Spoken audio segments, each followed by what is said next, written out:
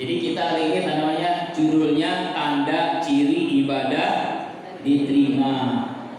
Ya, tanda-tanda ibadah diterima Allah. Ini whiteboard ya? Oh ya betul, whiteboard. Ibadah diterima Allah. Nggak kelihatan Bu? Ini padahalnya urut gede-gede nih karena spidolnya kecil. Tanda-tanda ibadah diterima oleh Allah Subhanahu wa ta'ala. Yang pertama tandanya adalah ibadah diterima oleh Allah merasakan manfaat dari ibadah yang kita kerjakan. Merasakan manfaat dari ibadah, manfaat dari ibadah. Nih, ibu melaksanakan sholat, apa manfaatnya? Aqimis sholat, innas sholata tanha anil fahsya'i wan munkar. Dirikan sholat, maka sholat mampu mencegah perbuatan keji dan munkar. Jadi kalau ada orang yang sholat masih melakukan perbuatan keji dan munkar, maka ciri ibadahnya nggak diterima. Mafhum mukhalafahnya kan begitu. Contoh, dia sholat zuhur, asar, maghrib, isya, subuh, bahkan ditambah sholat qobliyah, ba'diyah, tahajud, duha, tapi dia melakukan perbuatan keji. Tahu keji itu paksa, tahu paksa? Porno, aksi, pornografi, selingkuh, pelakor, zina, LGBT, nah, pakaian seksi, nah, tuh. Ada nggak orang yang gitu? Mana orangnya? Nggak ada di sini, nggak ada. Masa umurnya udah 70 tahun, pakai baju anaknya cucunya, seksi, paha kemana-mana. Nauzubillahimin. Tuh, dia sholat tapi suka selingkuh, jadi pelakor. Ada? Dia sholat tapi suka ngintip orang mandi. Dia sholat tapi melakukan LGBT. Tahu LGBT Bu? Lesbian, gay, ya kan tuh, pokoknya itu tuh yang kaum Nabi Lut. Sodomi mah enak, sodomi. Astagfirullahaladzim. Nah ini berarti ciri ibadahnya nggak diterima sholatnya. Jadi ibadah diterima itu ada manfaat, dia merasakan manfaatnya. Apa? Inna sholata tanha anil fahsya. Jadi nggak mungkin orang yang sholat tapi juga zina, nggak mungkin. Kalau misalnya dia sholat tapi berzina, itu berarti sholatnya nggak diterima. Kenapa? Karena nggak ada rasa manfaat, nggak ada buah daripada manfaat dari ibadah yang dikerjakannya. Nah, itu keji tuh, zina, CS. Munkar, apa itu munkar? Munkar itu perbuatan yang dilarang. Dia sholat tapi dia mencuri, korupsi, zolim, menipu, riba. Nah itu tuh. Berarti dia masih melakukan perbuatan munkar. Sholatnya rajin, maksiatnya jalan terus. Apa namanya tuh? STMJ. Sholatnya tekun, maksiat jalan. Nah, STMJ. Sholat tekun, maksiat jalan terus. Nah, ini berarti bukti sholatnya nggak diterima oleh Allah, ya kan? Nah itu, ada nggak kira-kira orang yang seperti itu? Auzubillah, jangan sampai. Tuh, contoh lagi, ciri tanda ibadah diterima ada manfaat. Puasa tujuannya apa Bu? Ya ayyuhalladzina amanu kutiba alaikumusiyam kama kutiba alal ladzina min qablikum la'allakum, menjadi pribadi yang bertakwa. Tujuan puasa menjadi pribadi yang takwa. Apa takwa? Menjalankan perintah Allah, menjauhi larangan Allah. Ya, buahnya apa? menjadi orang yang pribadi yang sabar, pribadi yang syukur. Ya kan? Nggak mungkin orang rajin puasa tapi juga rajin bohong, rajin puasa tapi juga rajin gibah, fitnah, hasud, iri hati, dengki. Nah, makanya Nabi mengisyaratkan kamin so'imin laisa lahu min syamiril juwal, atas berapa banyak orang puasa nggak ada hasilnya kecuali hanya lapar dan haus saja.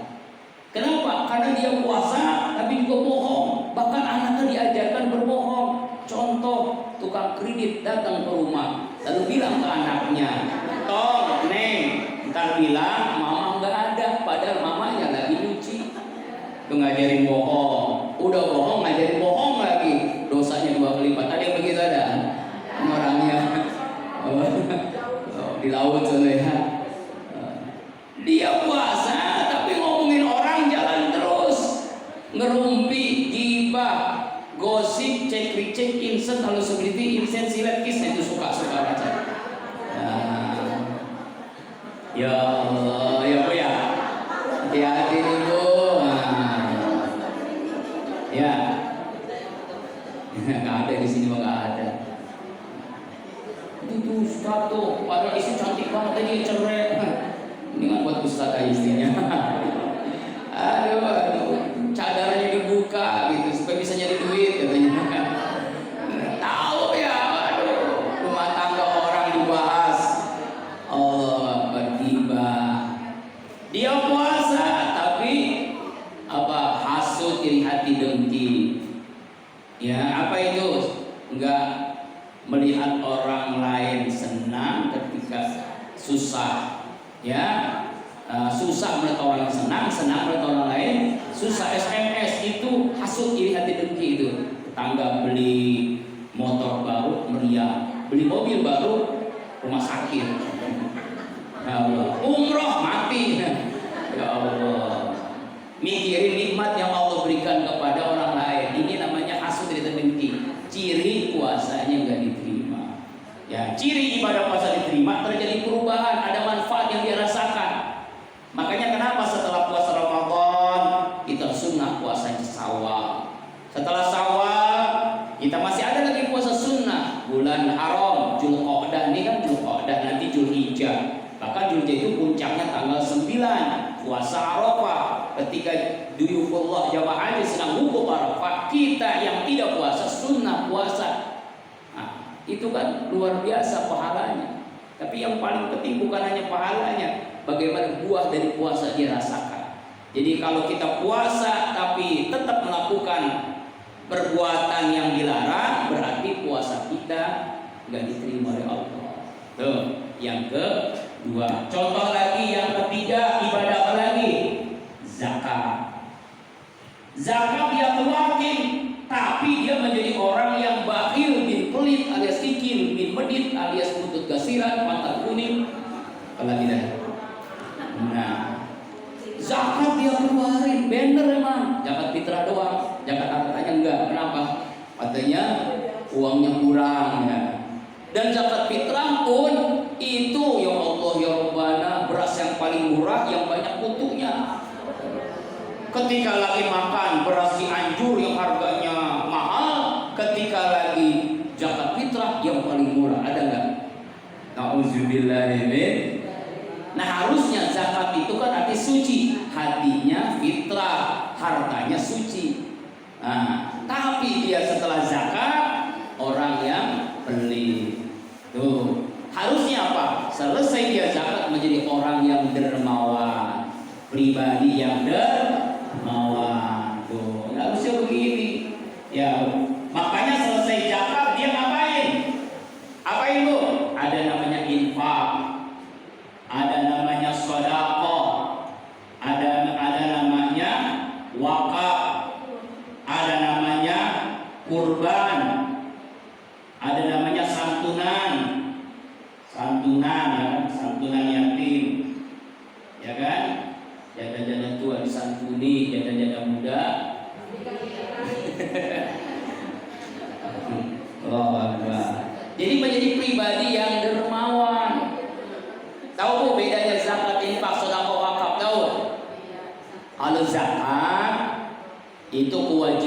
setiap muslim. Zakat fitrah dikeluarkan wajib mendoyaknya sebelum sholat Idul Fitri, wajiban orang yang menanggung, suami atau ayah dari keluarga itu. Zakat emak dan yang wajib dikeluarkan setiap muslim lahir sebelum sholat Idul Fitri. Misalnya ibu punya mantu, punya anak yang melahirkan setelah sholat Id, itu nggak ada zakat fitrah. Tapi kalau sebelum sholat Id jam 7, melahirnya jam 6, wajib dikeluarkan zakat fitrahnya saat itu juga. Misalnya, makanya namanya fitri. Kenapa? Kan lahir di hari raya Idul. Nah, kan ada yang begitu kan ya? Nah, itu contoh.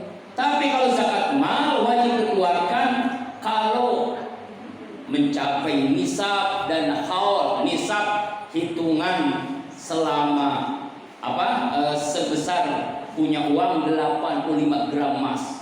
Jadi kalau ibu punya uang 85 gram emas, wajib dikeluarkannya 2,5% selama 1 tahun.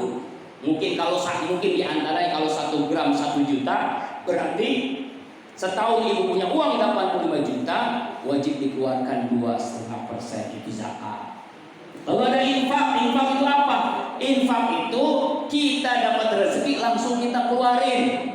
Misalnya ibu habis dagang modal untung, kemudian habis bisnis gold, habis jual tanah, habis apalagi gajian, dapat honor, langsung dikeluarkan, itu namanya infak. Berapa? Itu mah seikhlas kita, mau 1%, mau 2%, mau 3%, mau 100% pun tafadhol. Cuma keterlaluan kalau 100%. Kenapa? Dia punya anak, punya istri. Misalnya ibu mau nggak suami ibu selesai dapat gaji 10 juta semuanya untuk fakir miskin anak yatim, ibu kelaparan gimana? Itu zolim suami namanya. Ya, itu infak. Lalu ada namanya sedekah. Sedekah lebih umum dari infak. Setiap kita melakukan kebaikan karena Allah itu sedekah. Baik bentuknya harta ataupun jasa ataupun tenaga. Misalnya ibu nggak mampu mengeluarkan sedekah dengan harta, kan bisa dengan tenaga.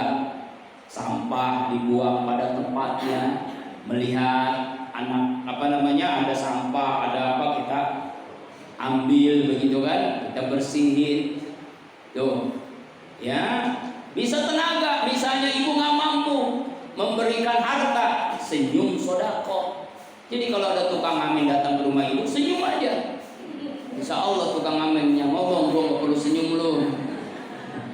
Ya, nggak mampu juga. Ada lagi sedekah yang lain, bu, mencium suami, mencium istri, mencium anak, itu sedekah. Jadi suami berangkat kerja, sedekah dulu. Apa? Cium dulu. Anak berangkat sekolah, sedekah dulu. Itu juga sedekah. Masya Allah, paling senang saya sedekah. Ya, sama anak, sama istri, bu. Ya. Lebih banyak. Nah, sedekah lebih umum. Lalu ada wakaf. Apa itu wakaf? Wakaf itu sedekah jariah. Misalnya masjid, at-taqwa, pesantren, qalbun salim, kemudian jembatan, tanah, rumah sakit, perpustakaan, wakaf Quran, itu namanya wakaf. Ijama tabnu Adam in qata amalu illa min salasin. Manusia wafat terputus amal kecuali 3, kecuali sedekah jariah, terus mengalir pahalanya. Seperti Ibu Aisyah di Surabaya, ketika Ustadz ceramah di Nagubung pesantren, dia bilang, nanti ke rumah saya punya hotel nih, hotelnya diwakafkan untuk pesantren. Bukan hanya itu, ngasih uang, ngasih wakaf, nggak tanggung-tanggung, bu, 100 miliar.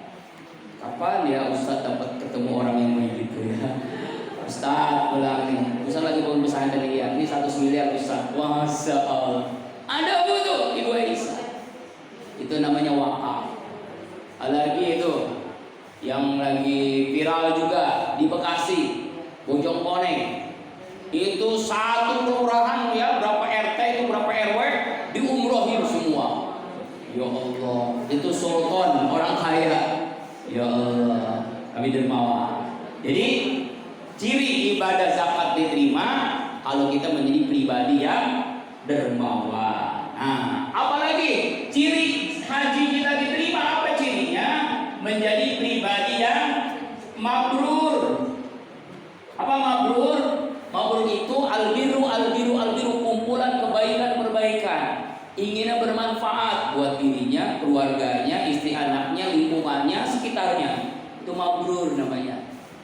terjadi perubahan. Itu mabrur, ya Bu. Jadi kalau ada orang haji tapi dia jahat kepada istrinya, kepada anaknya, lingkungannya belum mabrur namanya. Menjadi apa? Teladan bagi keluarganya, bagi anak, bagi istrinya, bagi lingkungannya. Itu mabrur namanya. Mudah-mudahan tahun ini ada yang haji warga sini. Berapa orang? Alhamdulillah. Kapan berangkatnya? 4 Juni. Mana orangnya? Oh, enggak ada. Bola. Oh iya, mudah-mudahan menjadi haji mabrur, amin. Amin ya Allah. Mudah-mudahan tahun berikutnya Ibu ya. Haji mabrur. Ya, haji itu adalah ibadah teristimewa karena di situ merangkum semua ibadah. Ibadah qalbiyah, ibadah jasaniyah, ibadah maliyah, semuanya mencakup semuanya. Kan ada ibadah yang kerjaannya hanya hati. Zikir diam-diam, mendoakan orang lain diam-diam, zikir kopi atau mendoakan orang lain diam, itu hati kerjaannya, niat. Lalu juga ada namanya ibadah lisaniyah, lisan, baca Al-Quran, zikir jahar, ya kan? Itu istighfar, sholawat, itu namanya ibadah lisan. Ada ibadah jasadiyah, fisik, sholat, puasa, kan fisik semua tuh ya. Ruku, sujud, menahan lapar, menahan haus, itu ibadah fisik. Ada ibadah yang titik tekannya kepada harta, zakat, infak, sedekah. Nah, haji merangkum semuanya. Misalnya ada orang ibadah hati, niat banget haji, tapi nggak sehat, belum wajib haji. Niatnya ada sehat, tapi harta belum punya, bisa nggak? Nggak bisa. Harta punya, sehat, niat nggak ada, bisa nggak? Nggak bisa. Dia bisa ke Eropa, ke Amerika, keliling dunia karena uangnya miliaran, tapi belum tentu dia bisa melaksanakan ibadah haji karena niatnya nggak ada. Makanya haji itu ibadah yang teristimewa. Karena itu mudah-mudahan semuanya bisa haji ya Bu ya. Sekarang kalau daftar 27 tahun lagi baru berangkat. Ya Allah, umur saya udah 60 Ustaz, tapi nggak ada yang mustahil. Karena nanti target Saudi Arabia tahun berapa gitu jamaah haji itu 10 juta. Kalau sekarang kan 3 juta nih, nanti bisa 10 juta Bu. Kalau 10 juta Indonesia bisa 1 juta nanti. Kalau 1 juta kan yang antri yang 20 tahun, yang antrinya 30 tahun itu bisa maju terus, bisa maju terus gitu. Insya dan gak ada yang mustahil karena pembangunan terus, ya kan, di sana itu. Nah, inilah ciri pertama ibadah diterima apa? Merasakan manfaat dari ibadah yang dilaksanakan. Ciri yang kedua Bu, hubbul ibadah. Hubbul ibadah apa artinya? Cinta dengan ibadah. Ya, orang yang ciri ibadah yang diterima itu cinta dengan ibadah. Apa maknanya Bu? Cinta itu berbeda dengan